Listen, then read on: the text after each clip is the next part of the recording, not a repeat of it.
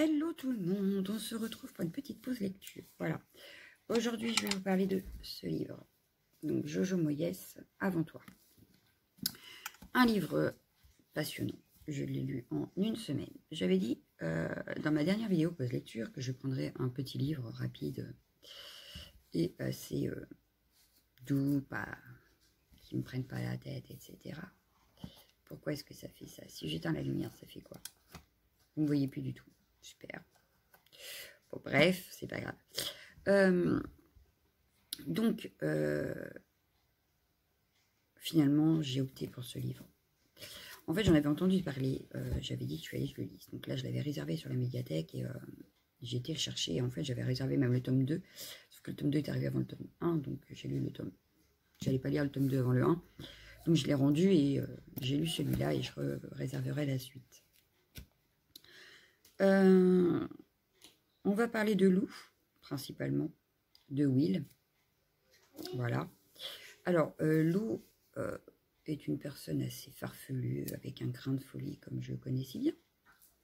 Donc, elle, ça va surtout se voir dans sa tenue vestimentaire. Moi, pas spécialement, mais elle, oui, elle va être... elle adorait des collants en jaune et noir. Voilà. Style abeille. C'était son style. Elle mettait toujours des tenues bizarres. Enfin, bref. Et puis, elle travaillait dans un café, en fait. Et le café a dû fermer et elle s'est retrouvée au chômage. On lui a proposé des métiers comme aller dépioter, je crois, des volailles ou un truc comme ça ne lui plaisait pas. Donc elle est retournée voir pour trouver autre chose. Finalement, on lui a même proposé d'aller être go-go girl, en fait. Elle a refusé, forcément. Et elle s'est retrouvée avec avoir envie de tester, alors qu'elle n'était pas aide-soignante ni rien du tout. Elle s'est retrouvée à être dame de compagnie, on va dire, pour un handicapé, un tétraplégique. Un peu plus vieux qu'elle, mais pas grand-chose. Un beau jeune homme. Sauf que lui, il vit très mal sa tétraplégie. C'était quelqu'un... Alors, je bois un coup de café. C'était quelqu'un qui bougeait beaucoup. Qui avait pour passion le saut au parachute, le saut à l'élastique, le ski, enfin bref. Toujours être... par monts et par veaux. Il était aussi trader ou un truc comme dans le genre, là, dans les finances. Il était reconnu dans son métier. Forcément, quand il a eu son accident, tout le monde lui a un peu tourné le dos. Donc il se retrouve un petit peu tout seul dans son fauteuil roulant. Et bref, donc elle arrive dans sa vie. Il la reçoit assez distant, méchant presque. Et du coup, il doit se faire. Donc au début, elle a beaucoup de mal parce qu'il est très sarcastique. Et elle va s'apercevoir entre deux portes, on va dire, qu'elle entend une conversation qu'elle n'aurait pas dû entendre. Comme quoi, et oui, je ne vous ai pas dit, en fait, son contrat est de 6 mois. Et en fait, au bout de 6 mois, lui a décidé qu'il mettrait fin à ses jours. Voilà. Sauf que pour elle, les 6 mois, c'est un contrat comme un autre. Elle est pour 6 mois, voilà, peut-être au compte tube, vous voyez.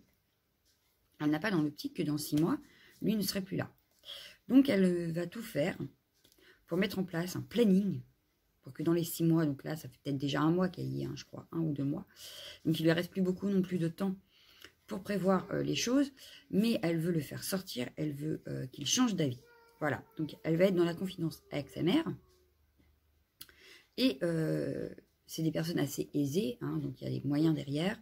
Et donc, ils vont mettre en place des sorties. Certaines sont très rocambolesques, d'ailleurs, on en rigole.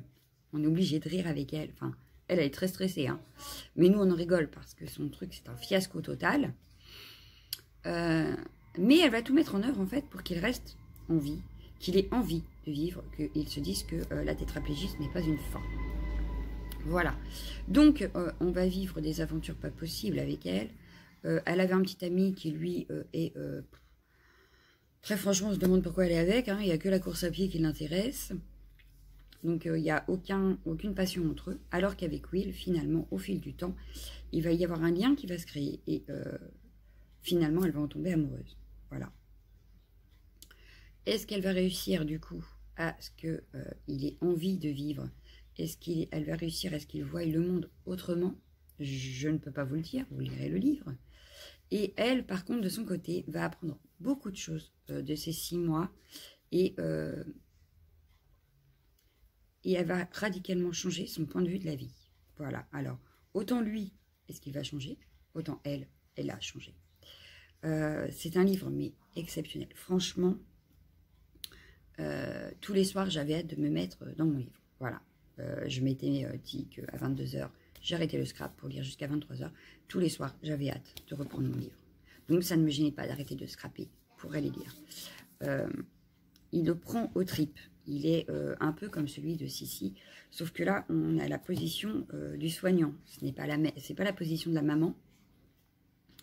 On ne vit pas l'accident non plus. Il est déjà dans le fauteuil. Voilà. On vit avec lui dans le fauteuil, avec elle à côté en tant qu'aide-soignante. Et alors, elle n'est pas vraiment aide-soignante, attention, parce qu'elle ne fait pas les soins médicaux. Même si elle va apprendre certaines choses, elle ne les fait pas. Mais voilà, on va suivre encore une autre partie du tétraplégique. On va apprendre ce qu'il peut ressentir, ce dont il pourrait avoir besoin. Et au fil de ce livre, c'est humain, mais un truc de fou. Parce que, alors je ne sais pas si Jojo Moyes, je ne me suis pas renseignée, si elle avait vécu ça chez elle dans sa propre expérience. Mais très franchement, moi j'en ai pleuré. J'ai ri, j'ai pleuré, je me suis inquiétée, j'ai stressé, alors que finalement c'est qu'un livre.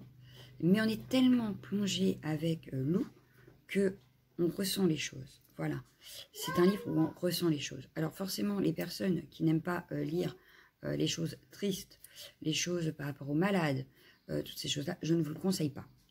Par contre, toutes les personnes qui sont intéressées par le côté humain, par le côté apprendre certaines choses, je vous le conseille à 1000%. Voilà. J'ai appris beaucoup. Je dirais pas que ça m'a changé la vision de la vie parce que j'avais à peu près déjà cette vision-là. Mais ça peut faire réfléchir. Voilà. C'est par exemple se dire, mais si j'étais Will, est-ce que je trouverais un intérêt à ma vie? Est-ce que je serais comme lui? Est-ce que je serais battante? Est-ce que je ne le serais pas? Voilà, c'est tout ça en fait, c'est tout un ensemble. Et du coup, j'ai très envie de lire le tome 2. Donc, si je le lis, vous en aurez forcément une post-lecture. Mais voilà. Donc, je ne vous dis pas que le prochain, ce sera un petit livre. Parce que là, franchement, petit, il y a mieux. Exactement, il y a 475 pages, je crois. Je crois que c'est ce que j'ai dit à ma jumelle hier. Donc, sinon, ça voudrait dire que j'y ai menti. Non, c'est ça, il y a 475 pages. Donc voilà, c'est un livre que je conseille. Voilà. Si vous êtes déprimé, est-ce que c'est un livre que vous devriez lire? Je suis pas sûre. Si vous êtes malade, ça peut aider. C'est pas non plus... je ne le déconseillerais pas. Après, vaut mieux qu'on se sente bien pour le lire vu qu'on en pleure. Voilà. Après, c'est la vie. Voilà, ça fait partie de la vie, ça fait partie des choses qu'on peut rencontrer dans notre vie. Donc, pourquoi pas s'y intéresser. Voilà. Donc, bah, sur ce, je pense que je vous ai tout dit. Donc, je vais vous laisser. Je vous dis à bientôt. Ciao, ciao, ciao, ciao, ciao.